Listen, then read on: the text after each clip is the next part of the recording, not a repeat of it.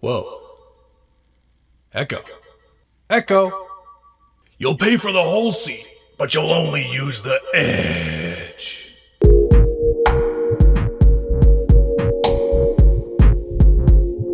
Welcome back to the Scale Builders Guild. Thanks again for watching. It's episode 2, part 2 of the Mega Mutter Blazer build. We're doing some technical, electronical, mechanical upgrades today. This is all about getting power to those wheels and adding a few minor details to the overall look of this Mega Mutter.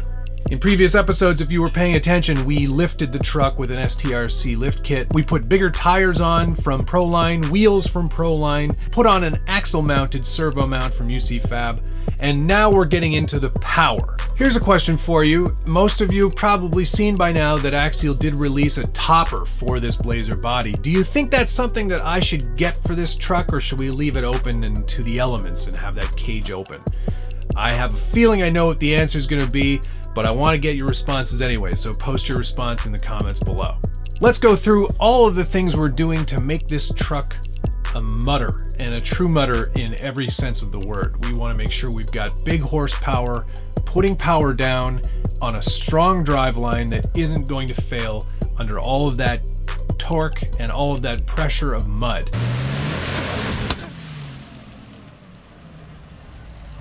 That was your rear axle.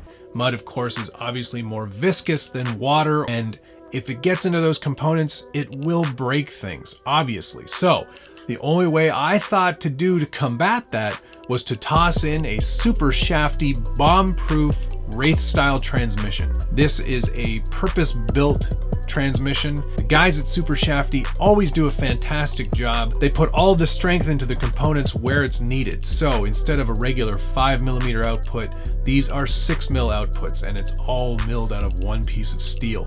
32 pitch gears, of course, all metal gear construction throughout, and 6mm output to the MIP drive shafts. Tons of strength. It's definitely not something that's going to give you any trouble. And if you know anything about Supershafty, I cannot recommend their stuff enough. It isn't cheap, but you do get what you pay for in this hobby. I firmly believe that.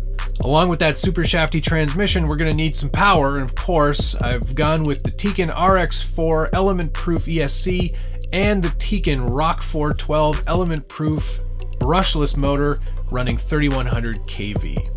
Up front to handle the steering duties, I'm using a Spectrum 6340 BL brushless metal geared servo using an Axial 25 tooth steering horn, and thanks to RC 4x4, I'm using their steering links. They are all stainless steel construction and should hold up to the abuse of running this as a mud truck. Very happy with how the construction has gone so far. I think that we've put a lot of effort into the places where it's going to be needed the most. For a mud truck, you're going to want to run a lot of torque and a lot of wheel speed to get that mud flinging. Sunday! And of course, you don't want a lot of breakage. So 6mm outputs from the transmission to the MIP all-metal drive shafts makes a ton of sense to me. I have, of course, upgraded to the Spectrum DX5C, and I've also decided to go with a new lighting kit from MyTrickRC, the Attack Advanced Lighting System. And this system is extremely comprehensive. There is a lot going on in this lighting kit.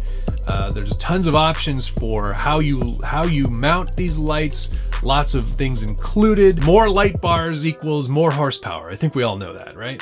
This is the DG1 Dragon 2 high power lighting kit. It is a lighting controller, and it comes with a series of lights. I'm going to take you through all the lights that it comes with right now.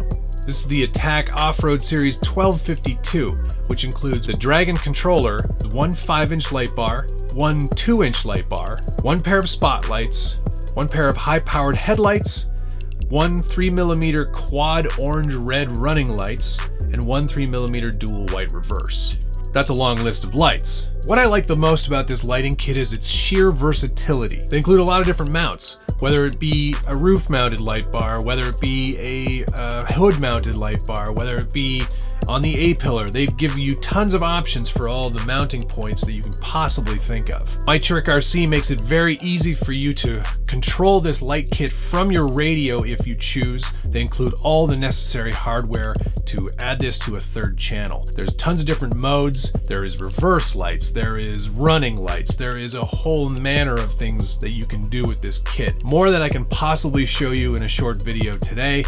Once I get everything wired and once we get into part 3, I will definitely explain more of how this kit works and the modes that you can use on your truck. And if you're looking for high-powered, super bright lights, the Attack system is definitely the way to go, and that's from MyTrickRC. I'll make sure to put a link in the description below where you can get all of the products that I've shown off today for this Mega Mud build. So I think that covers everything for today.